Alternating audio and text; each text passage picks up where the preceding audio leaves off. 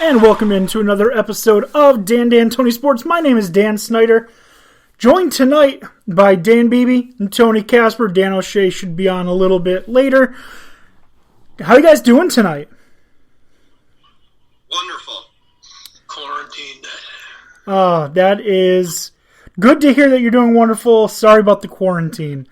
We got a lot. I can't be quarantined. I'm fucking sacrificial. I'm sorry, essential. Yes. You're essential. You're an essential part of the podcast, we know. But Patronize me. we got a good couple things to discuss tonight. We're going to continue our breakdown of draft needs. This time we're going to talk about AFC, NFC West. And we're going to talk for a few minutes about this wrestling docuseries that we've been watching. It's in its second season. If you haven't watched it yet, it's called Dark Side of the Ring. It's put out by Vice on their Viceland TV network, which, Tony, I know you and I have discussed many times how shit Vice is, but this is actually really good. Yeah, no, I'm not going to change my opinion on Vice. I feel like Vice is super opinionated fucking news, if that's what you want to call it. But from time to time, they do a good job with investigative journalism. I really would like them to see doing more documentaries like this, because from my understanding is, they've done a killer job on this, and it's not... even if you're not a wrestling fan, like, my wrestling days ended in the Attitude Era, but, like, the behind the scenes and what really goes on, because we all know it's fucking scripted, and we know that there's a plan and it was set up for a certain way, but to see what goes on in the background and the side, that to me is extremely intriguing. I can tell you, it's not only their Dark Side of the Ring that is interesting. I've also been watching a couple of their other docuseries. Is that the right term? What these are? These are docuseries, I guess. That's what I would call it. Yeah, but there's one that I just watched. It was a 5-part series called The Devil You Know, and it was done really well. It's about a guy who was a murderer. Went by the name Pazuzu Algarad. It's a huge fucking case. I'm sorry, say that again? He went by the name Pazuzu Algarad. Pazuzu is I just wanted to hear it again. Yeah, right? He's a demon. The name Pazuzu is a demon. Algarad, I think, was a demon in Hebrew. Is a Hebrew name of a demon. I don't remember. He said it in the series, but it was basically a guy from Winston-Salem, North Carolina, thought that he was like the devil incarnate and just did some really horrible shit. And they did a very similar to Dark Side of the Ring style docuseries on it, and it was fucking incredible. I've also seen videos on Facebook of other things that I'm going to look into. But Dark Side of the Ring has just been incredible. I do have some problems with what I'm seeing so far. It's very anti-WWE, but it's not pro any other wrestling organization. Anyone who's affiliated with the WWE, they're not putting them in to defend themselves or tell their side of the story or put any real input in. For example, the one last night, it's about Jimmy Snuka and his girlfriend that died in 1983. Now, Jimmy Snuka is dead, and his daughter, Tamina, is currently in WWE. Do you think she appeared anywhere in that fucking series? Or that episode? No. Of course not. Imagine that the WWE doesn't want anybody that is currently affiliated with it doing anything with the series, because obviously when you title something The Dark Side of the Ring, you're not really going to get the support of the institution that you're looking at. Right. It's almost like a narcotic show. I mean, I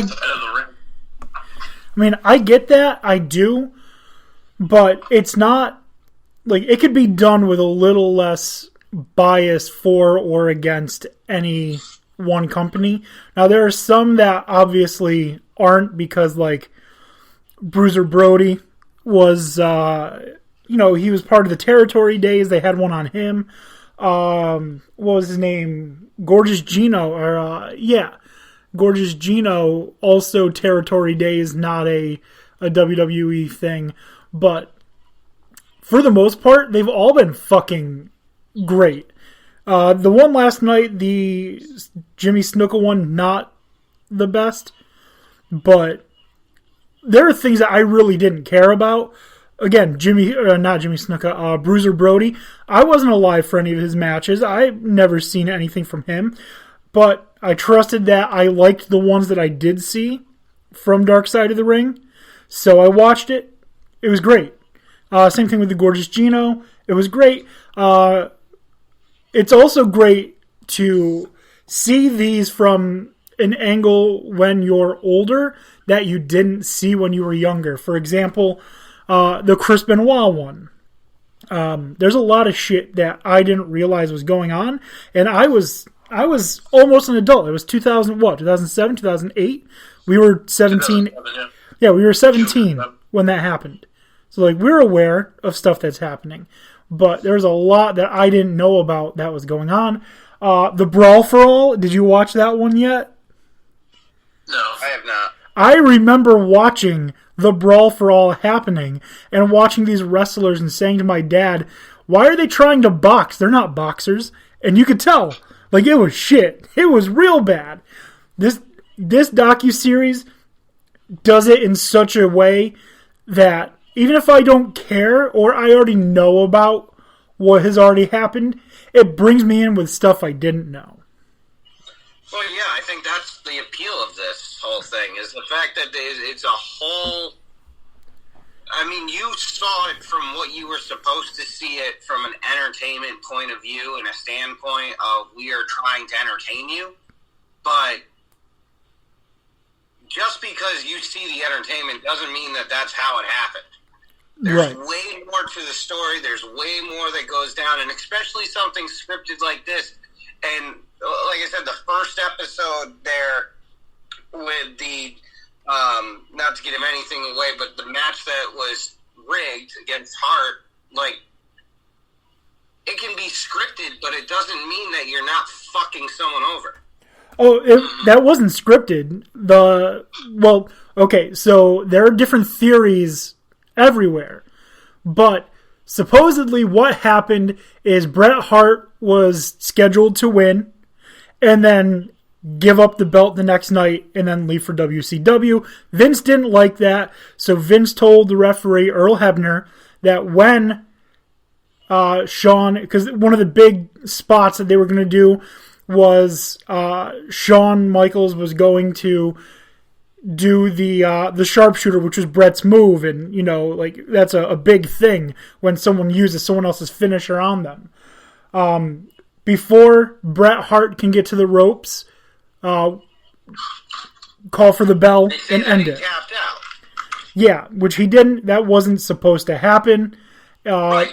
Yeah. But that's what I'm saying. Like, it can be scripted, but in the same sense, some of it isn't scripted. Some of it's changed on the fly by the powers that be for whatever reason that it is. And what happens after makes so much more sense because you now are seeing into what really happened. Right. Mm-hmm. Right. And most of them are tragic episodes. For example, like I'd said, the Gorgeous Gino one, Bruiser Brody, Macho Man Randy Savage, and Miss Elizabeth are both dead. The Von Erich family. If you haven't watched the Von Erich family, which was season 1, episode 4, dude, if you don't know the story of the Von Erichs, There were 5 brothers, 4 of them are dead in like their 30s. 3 of them from suicide, I think. There's a lot of wrestling stars that have died in their 30s, and Chuckles was making this point earlier, and he's not wrong. I think that there's definitely got to be a correlation to either 1, CTE, or 2, steroid use that has caused these monumental entertainers to either do the crazy things that they do or die of heart attacks at ages that you shouldn't really have a heart attack. I mean, I don't know their personal health history or their family breakdown and all of that, but there's too many times that it's happened for it to be a fucking coincidence. Well, I don't think you can single out steroids when it's no secret that drug abuse in general has run rampant. Any wrestler who wrestled in the 80s and 90s will tell you that cocaine was used the same amount as water. Like, Jericho in one of the episodes admits that everyone fucking used cocaine. So steroids, absolutely a big factor. But, you know, Andre the Giant had a really bad alcohol problem.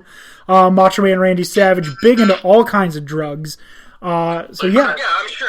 Like I said, I'm sure there's other factors. Like, it's not the sole factor. That's not what I'm saying. I'm just saying that with certain heart failure, whether it be because most entertainers, I don't give a shit who you are. I mean, there's a few that I'm sure stay clean and all this shit, but most entertainers battle with some kind of other shit on the side, and I'm sure the drugs and fucking alcohol and that shit doesn't help. But in the same sense, it's also not great that you're pumping yourself up with that much testosterone all the fucking time.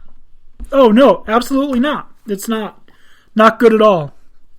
But the CTE thing does get addressed in that Chris Benoit episode. I don't remember if it was part 1 or part 2.